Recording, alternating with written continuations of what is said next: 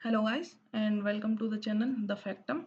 तो जैसा कि मैंने आपको पहले भी बताया था कि मैं यूपीपीएससी और यूपी ट्रिपल एससी से रिलेटेड अब कंटेंट डालूंगा। तो उसी क्रम में आज हम सबसे पहले पढ़ेंगे लखनऊ के बारे में। तो इसमें इस सीरीज़ में मैं क्या करूँगा कि पहले लखनऊ, लखनऊ के बाद उसके और आसपास के ज़िले।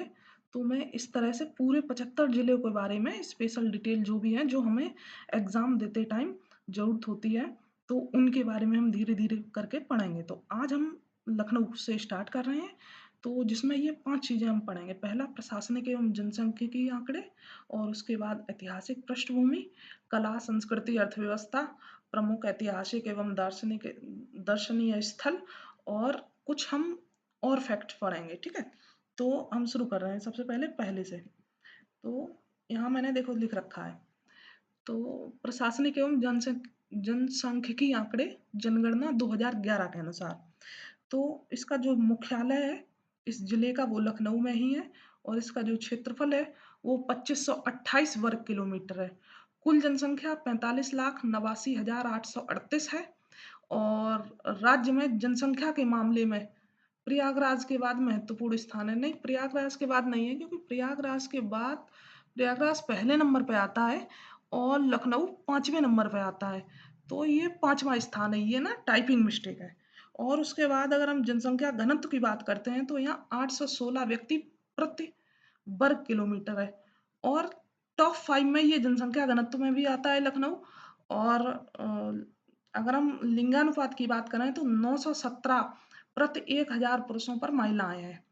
और उत्तर प्रदेश का जो औसत है वो 912 से थोड़ा सा बेहतर है। ठीक है, और अगर हम साक्षरता दर की बात करें तो 77.29 77.29%, जिसमें पुरुष साक्षरता दर 82.5% और महिला साक्षरता दर है 71.5%। और प्रशासनिक विभाजन में 5 तहसीलें, 8 विकास खंड है, जिनमें मुख्य तहसीलें हैं जो 5 मुख्य, क्या 5वां ही है ये, सदर, मलिहाबाद, बक्सी का तालाब, मोहनलालगंज, सरोजनी नगर। और प्रमुख नदी जो जिसके लिए फेमस है, जैसे गोमती रिवर फ्रंट, आपने नाम सुना होगा। तो गोमती है, वो लखनऊ में बहती है मुख्य रूप से। ठीक है, और साई नदी जो है इसके दक्षिण में इसकी सीमा बनाती है।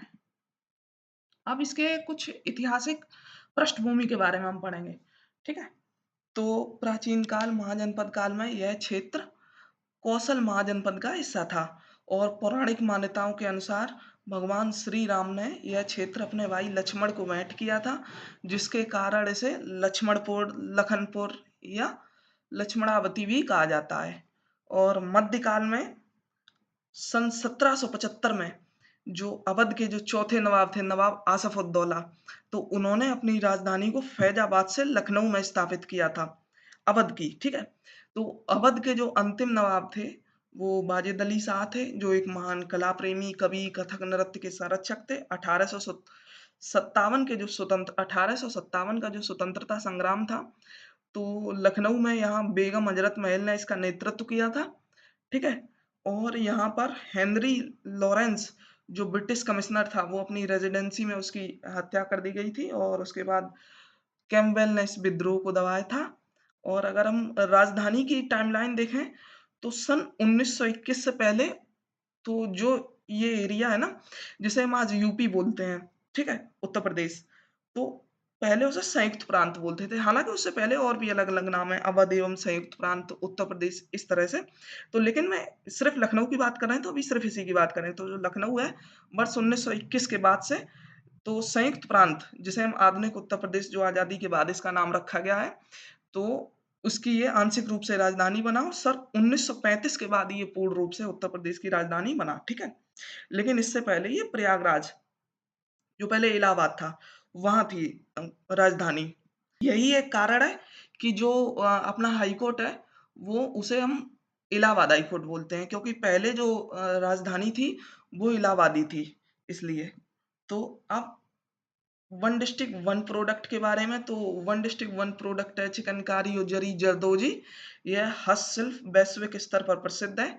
और एक हेरिटेज आर्क, जो आपने सुना होगा नाम, तो जो उत्तर प्रदेश सरकार द्वारा पर्यटन को बढ़ावा देने के लिए वो हेरिटेज आर्क सर्वेक्षण त्रिकोण बनाया गया है, जिसमें लखनऊ, आगरा और वाराणसी शामिल है। और एक लखनऊ में एक काफी फेमस है भातखंडे सांस्कृतिक विश्वविद्यालय, जिसकी स्थापना पंडित विष्णु नारायण भातखंडे के प्रयासों से सन 1926 में की गई थी, लेकिन तब इसका नाम था marriage college of Hindustani music. लेकिन बाद में इसका नाम बदल के भातखंडे सांस्कृतिक कुछ ऐसे कुछ कर दिया गया था, है ना? तो और बाद में इसे विश्वविद्यालय का दर्जा दिया गया है। तो ये एक संगीत कला का विश्वविद्यालय है, ठीक है? और प्रमुख ऐतिहासिक एवं दार्शनिक स्थल जो हम देखते हैं, एक तो रूमी दरवाजा है, ये तुर्किश गेटवे भी कहा जाता है। इसका निर्माण आसफउद्दौला ने सन 1784 में करवाया था, ठीक है? ये अवध वास्तुकला का वो एक उत्कृष्ट उदाहरण है। और उसके बाद बड़ा इमामबाड़ा, यहाँ भूल भुलैया बहुत प्रसिद्ध है।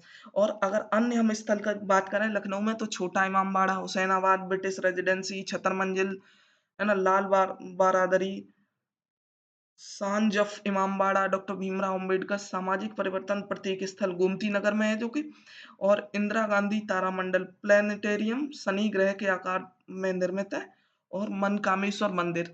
तो ये कुछ महत्वपूर्ण स्थल है जिनके बारे में आपसे सवाल पूछा जा सकता है कि बताओ कि जैसे छोटा इमामबाड़ा कहाँ है, या फिर मनकामेश्वर मंदिर कहाँ है ना, और ब्रिटिश रेजिडेंसी कहाँ है। तो ये चीजें आपको ध्यान रखनी है।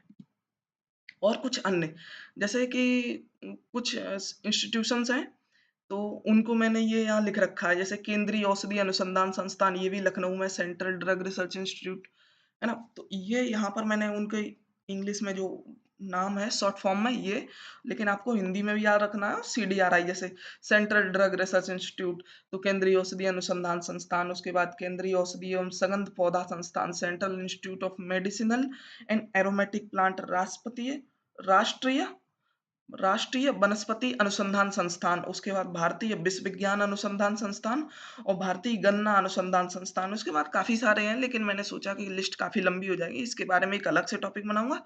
लेकिन अभी ये कुछ मेन मेन मेजर मेजर हैं जिनके बारे में अभी हाल फिलहाल में सवाल पूछे गए हैं, तो उनको मैंने इसमें लिख लिया है, ठीक है? उसके बाद उत्तर प्रदेश कृषि अनुसंधान परिषद, है ना, इसका मुख्यालय भी लखनऊ में है। बायोटेक पार्क, यूपी का एकमात्र चालू बायोटेक्नोलॉजी पार्क लखनऊ में जानकीपुरम में स्थित है। ओके। और एक चीज ये और कि चौधरी चरण सिंह जो अंतर्राष्ट्रीय हवाई अड्डा है, यूपी में 5 अंतर्राष्ट्रीय हवाई अड्डा है, जिनमें से एक जो चौधरी चरण सिंह अंतर्राष्ट्रीय हवाई अड्डा, ये लखनऊ में है। और उसके बाद लखनऊ का जो मलिहाबाद क्षेत्र है, वहाँ दशहरी आम के लिए वो विश्व प्रसिद्ध है, जिसे मैंगो हब भी हम कहते हैं। और उसके बाद कुकरेल वन जो लखनऊ में स्थित है, यहाँ घड़ियाल प्रजनन केंद्र और भारत का पहला नाइट सफारी पार्क के रूप में विकास के लिए ये चर्चा में है। और राजभवन उच्च न्यायालय, तो राज्यपाल का जो आधिकारिक निवास राजभवन, और इलाहाबाद उच्च न्यायालय की जो एकमात्र खंडपीठ लखनऊ, जो मैंने बताया था ना शुरू में कि अपना जो इलाहाबाद में है उच्च न्यायालय, लेकिन उसकी एक खंडपीठ जिसे हम बेंच बोलते हैं, तो वो लखनऊ में स्थित है ना। लेकिन मुख्य रूप से जो इलाहाबाद है, जो मुख्य रूप से उच्च न्यायालय है, वो इलाहाबाद में ही है। और उसके बाद लखनऊ में एक जनजातीय संग्रहालय भी निर्मित किया जा रहा है। तो ये कुछ पॉइंट्स थे। बाकी मुझे लगता है ये मेन मेन पॉइंट्स यही हैं। बाकी अधिक जानकारी मुझे नहीं लगता है कि मैं इसमें डालना चाहूंगा, क्योंकि फिर बहुत सारी जानकारी हो जाती है, हम पढ़ तो लेते हैं लेकिन फिर उसे रिवीजन नहीं कर पाते हैं, तो इसलिए ये सीमित है। और इनमें से आपको जैसे ही आप प्रीवियस ईयर क्वेश्चन देखेंगे, चाहे यूपी PSC का देखो, चाहे यूपी SSSC का देखो, तो आपको इसके बारे में क्वेश्चन जरूर मिलेंगे, खास करके ये वाले, एंड ये वन डिस्ट्रिक्ट वन प्रोडक्ट है और ये सब, ठीक है? तो इसी प्रकार मैंने सोचा है कि अब मैं आगे भी हर एक जिले के बारे में आपको जानकारी देता रहूंगा ऐसे वीडियो के माध्यम से। तो आप जुड़े रहिए, चैनल को सब्सक्राइब कीजिए और बेल आइकन को प्रेस कीजिए। इसी तरह से मैं सारे 75 जिलों के बारे में एक एक जिले के करके जिलेवार विवरण मैं आपको देता रहूंगा, जिससे आपको हर जिले की जानकारी यूपी विशेष के तौर पे, आपकी यूपी विशेष का जो पेपर है, चाहे यूपी SSSC में हो, चाहे यूपी PSC में हो, आपका हो जाएगा। Okay, thank you so much.